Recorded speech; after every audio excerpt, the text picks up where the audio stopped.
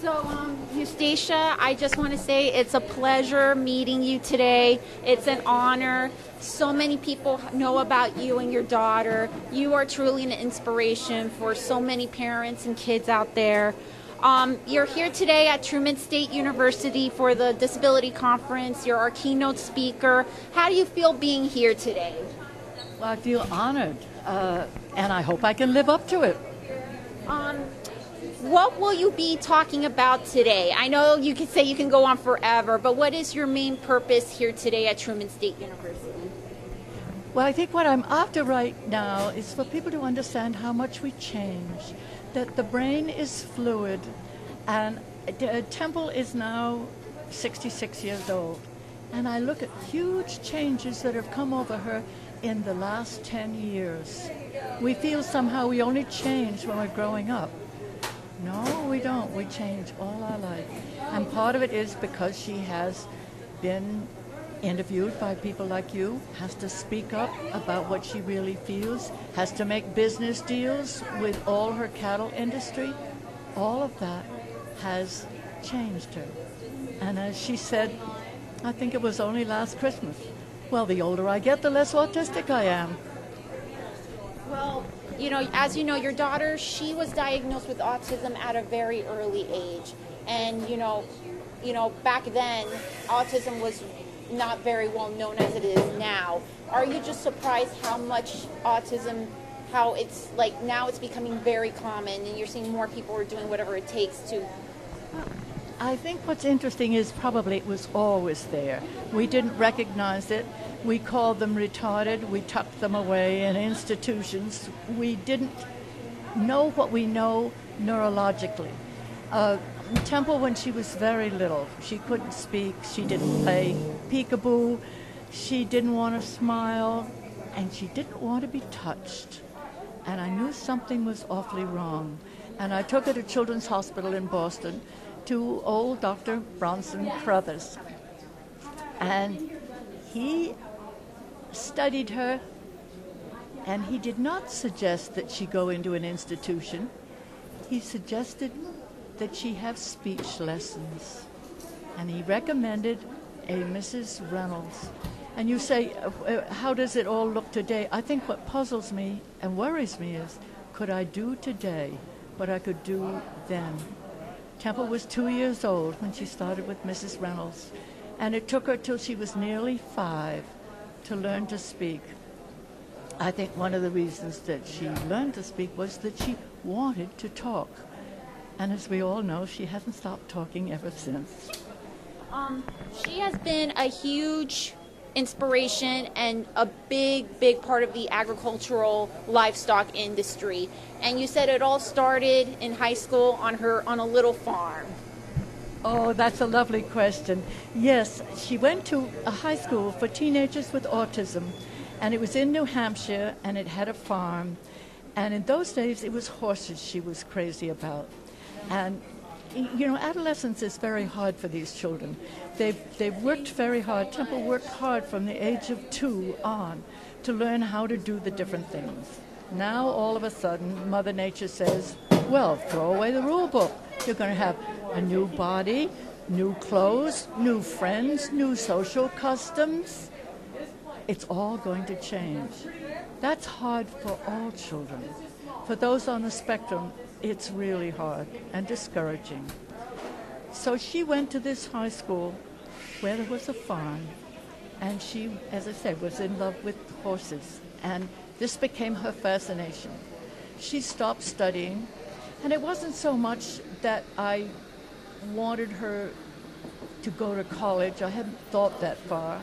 I'd always felt I want to set her free. But I was worried about why she'd stop studying.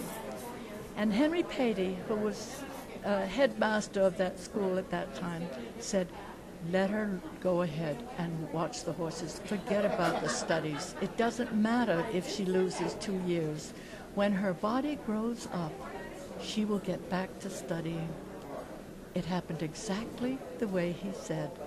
When she'd finished growing up, it was then that she found her beloved science teacher.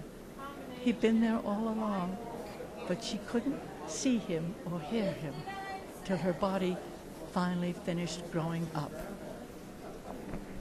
And I know we talked about this off camera. You said that what helped Temple so much was the social aspect, friendship. Would you say that is very important, not only for kids with autism, but everyone, for society in general? Absolutely. We're social creatures. We're dependent on each other to complete us. And this applies not only to our children on the spectrum, it applies to all families, because families can feel isolated in this problem.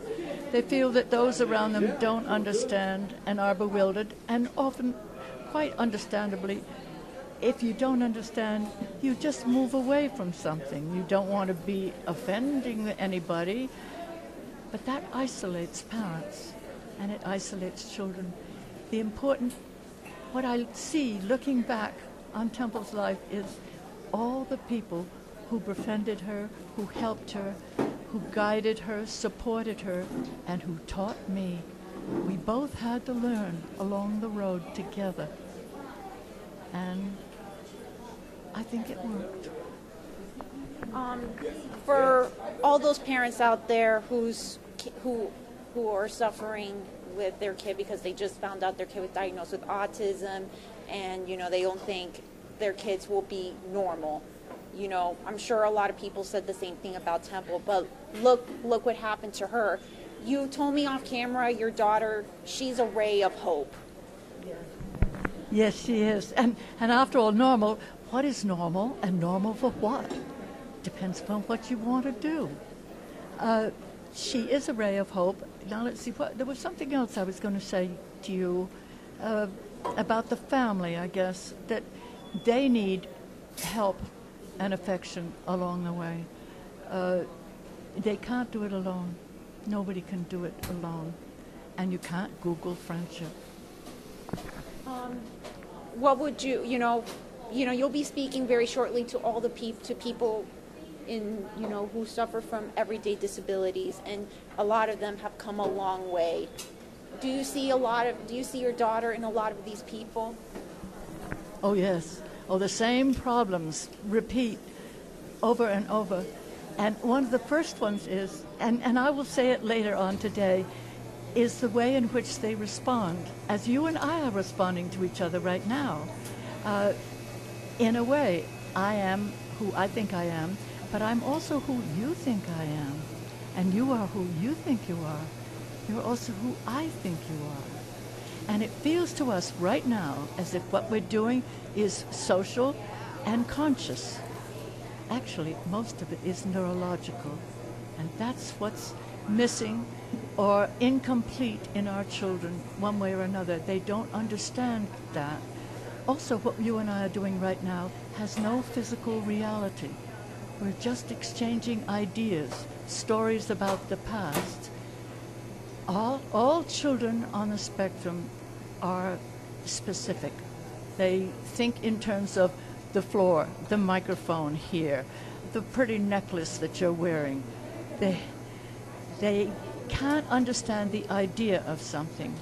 If you say to a child on the spectrum, point to the shovel, he can point to it. But if you say to him, point to the thing you dig with, he's lost. He can't get the idea of something. And that's very fundamental to the problem. And I see that. I saw it in Temple when she was young, and I see it today. It repeats over and over again. No doctors have located what's the neurology that's incomplete, and how is it incomplete. They may come to it, they may not. You see, there are elements of what makes character is experience. Because our genes change depending upon external experience. And external experience is us.